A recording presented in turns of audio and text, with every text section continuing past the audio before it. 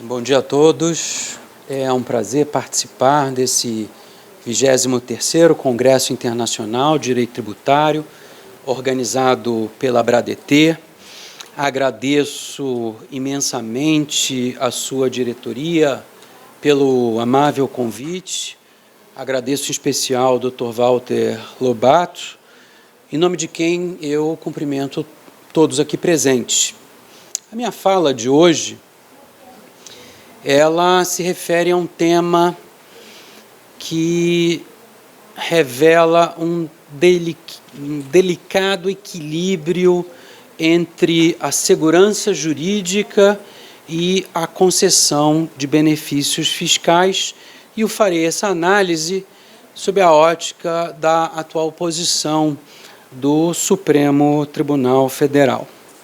Mas antes, como o Dr. Gilson trouxe aqui no início da sua fala, de que a igualdade estava presente nos grandes momentos históricos, a discussão da questão da igualdade, eu faço questão de lembrar que a tributação estava presente nas grandes revoluções que nós vivemos na história.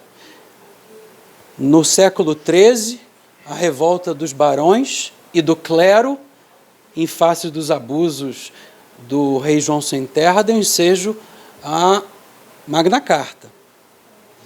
A Revolução Francesa também teve seu substrato financeiro, dados os gastos excessivos para fazer frente às guerras e os gastos da corte. A Revolução Americana, que teve o estopim, o imposto do selo e do chá, mas revelava os excessos da tributação da metrópole sobre a sua colônia, que no Brasil tivemos a Inconfidência Mineira. Portanto, a tributação e os excessos, as injustiças da tributação, ela sempre estiveram presentes na história. Recentemente, aliás, eu escrevi um texto exatamente sobre isso. Está num livro intitulado Os Advogados Vão ao Cinema. Cada jurista escreveu sobre um filme, sobre a sua ótica da sua área. E o filme que eu adotei para falar de tributário foi Guerra nas Estrelas, porque, não sei se assistiram, mas o 4º episódio, Ameaça Fantasma, ele é o primeiro na série cronológica. E toda a saga começa exatamente numa imposição excessiva da República, da Federação do Comércio, naquele paizinho, Nabu. E então a saga Guerra nas Estrelas começa por um problema tributário. Mas, apenas um parênteses aqui, volto aqui ao meu tema. O meu tema tem como princípio reitor o debate sobre a confiança legítima pela qual se criam expectativas legítimas no contribuinte e que são tuteláveis pelo direito. Aqui a máxima, tantas vezes repetidas, nemo potest venire contra factum proprium, que significa vedação ao comportamento contraditório, ou traduzindo-a literalmente, que ninguém pode voltar-se contra a sua própria conduta, vedando a adoção pelo mesmo agente, e aqui estou falando do agente estatal, de comportamento incompatível com o seu anteriormente realizado. Assim, um comportamento contraditório que contraria a legítima confiança despertada em outrem é vedado pelo ordenamento, não apenas entre particulares, mas também nas relações do Estado e do Estado com o contribuinte. Não à toa, e identificando-se essa problemática, tivemos, no ano passado, a alteração da Lei de Introdução às Normas de Direito Brasileiro, a LINDB, pela Lei 13.655, e onde foram incorporadas algumas normas de tutela da legítima expectativa do administrado no trato com o Estado, incluído aí o meu entendimento que ela se aplica à administração tributária. O artigo 23 o artigo 24 e o artigo 30, especificamente esses, trazem uma obrigação ao Estado de adotar uma conduta que seja compatível com o Estado de direito que vivemos. E, no caso específico, em relação à concessão de benefícios fiscais, a necessidade do contribuinte ter segurança jurídica nos seus empreendimentos que nascem a partir de estímulos que são dados através da concessão de benefícios fiscais. E trago aqui para o debate o caso específico em relação aos benefícios fiscais de ICMS concedidos, infelizmente, de maneira unilateral por certos estados, como forma de atrair investimentos para os seus territórios, criando um contexto de guerra fiscal.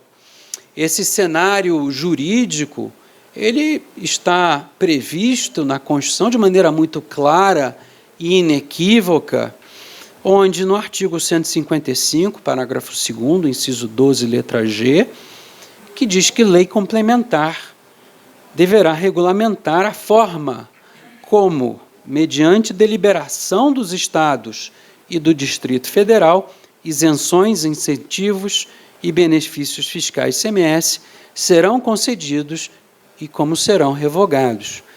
A lei a que se refere a Constituição é a Lei Complementar 24 de 1975, que determinou que qualquer benefício de ICMS somente poderá ser concedido mediante convênio celebrado e ratificado pelos estados e pelo Distrito Federal em reuniões para as quais tenham sido convocados representantes de todos os estados e do Distrito Federal sob a presidência de representantes do governo federal.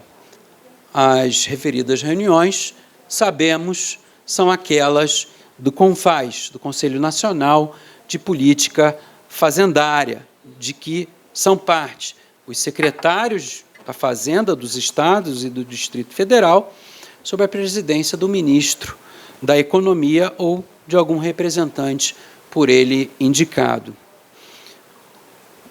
Mas, infelizmente, e apesar do texto ser literal, tanto da Constituição como da lei complementar, o que nós vimos e continuamos a ver, alguns estados que aprovam, por leis estaduais formalmente aprovadas por suas assembleias legislativas, concedem de maneira unilateral benefícios tributários a grandes empreendimentos para estimulá-los a se instalar em seus territórios. Acontece que todas essas leis já nasciam sob o signo da inconstitucionalidade, por terem sido editadas ao arrepio da previsão, ora citada, do artigo 155, parágrafo 2º, 12G da Constituição, sem autorização de convênio celebrado pelo CONFAZ. E aí nós tínhamos um dilema. O investidor tinha uma lei local que lhe concedia um benefício. Por conta dessa lei local, o fisco estadual reconhecia o benefício e não tributava, mas ante o fato de que não tinha havido autorização para concessão de tal benefício no CONFAZ, acabava sendo ajuizada uma ação direta de inconstitucionalidade perante o Supremo por algum interessado, muitas vezes estados vizinhos que se sentiam prejudicados, buscando o reconhecimento da inconstitucionalidade da lei local. No meio dessa guerra judicial entre dois ou mais estados da nossa federação, estava lá o empresário contribuinte, agora já tendo a sua empresa, o seu empreendimento devidamente desenvolvido, instalado naquele estado que lhe concedeu um benefício, muitas vezes já em plena atividade, e isso gerava uma grave insegurança jurídica, sobretudo para esses contribuintes que se aproveitavam dos benefícios. O Supremo, para resolver o problema, ele, nos diversos julgados, aplicou a técnica da modulação de efeitos, com base lá no artigo 27 da 9868. Eu cito a ADI 4481, julgada em 2015, as ADIs 3796 e 2663, julgadas em 2017, em que o Supremo tutelou, através da modulação de efeitos, aquele contribuinte que, por força de lei estadual, posteriormente julgada inconstitucional, gozou de benefícios fiscais por certo período de tempo, sem que houvesse convênio autorizativo no âmbito do CONFAS, como é exigido pela nossa Constituição.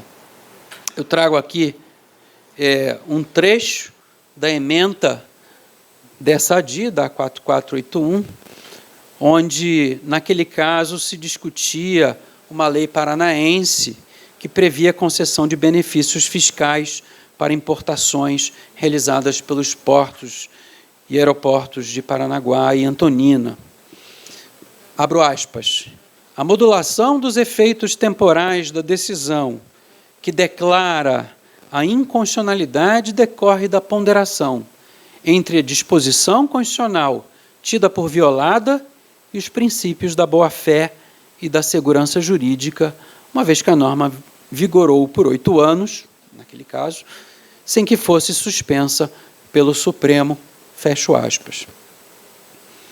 A discussão que ainda subsiste é a seguinte: a modulação, nos casos que foram julgados, ela se deu com eficácia ex nunc, ou seja, a contar da data da sessão de julgamento.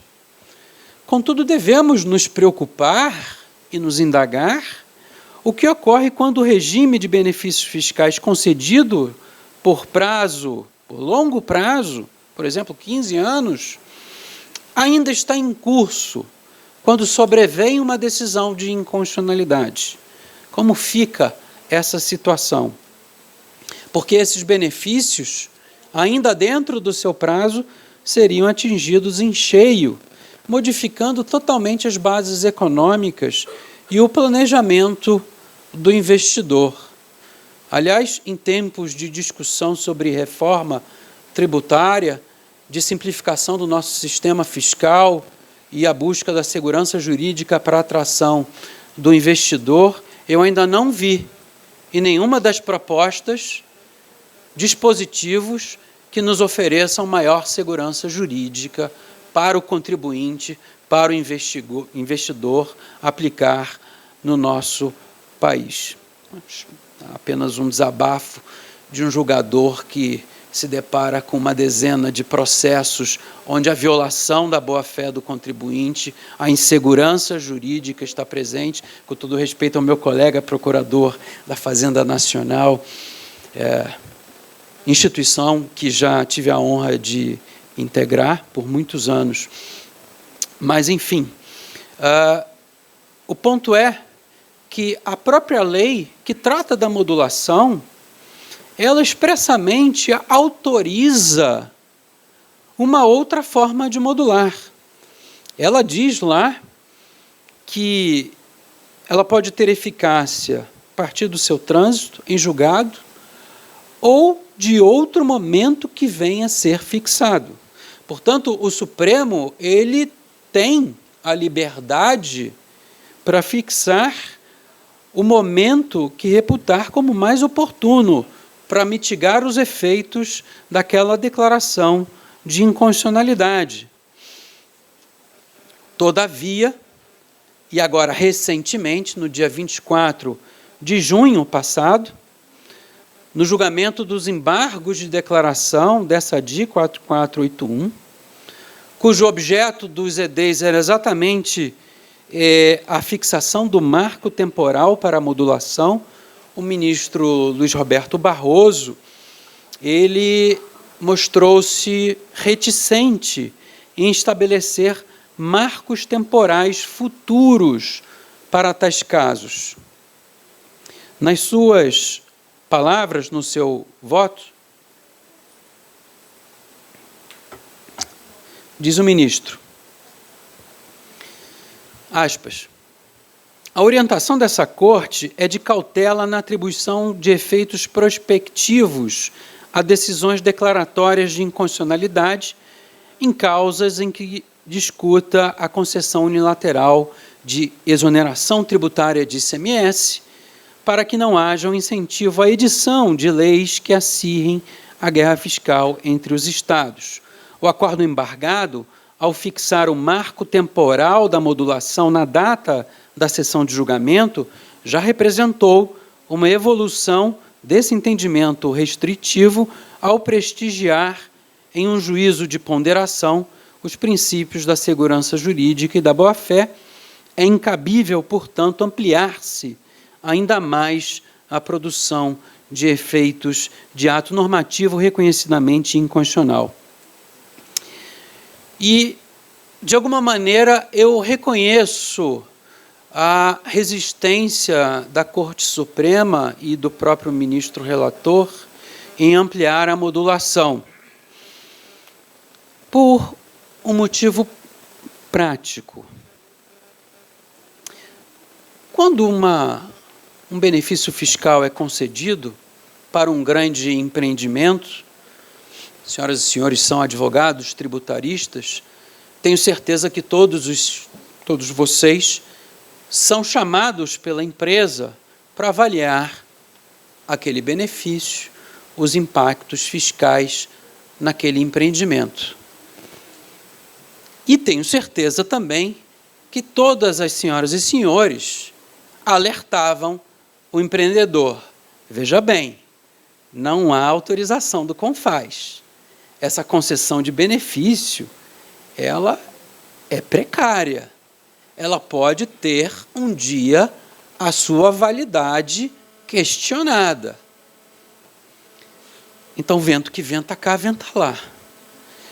Com todas as vênias, eu concordo, apesar de entendimentos diferentes, de que realmente já está sendo feita a proteção à boa-fé do contribuinte que buscou aproveitar de benefícios fiscais, e certamente ele tem outros meios judiciais de reaver eventuais prejuízos que ele teve por um ato irresponsável feito por um Estado da Federação. Para tentar solucionar esse problema, tivemos a Lei Complementar 160 de 2017, ela permitiu a convalidação dos incentivos fiscais concedidos no passado sem aprovação do CONFAZ e também a remissão dos créditos tributários. Flexibilizou também a exigência da unanimidade de votos.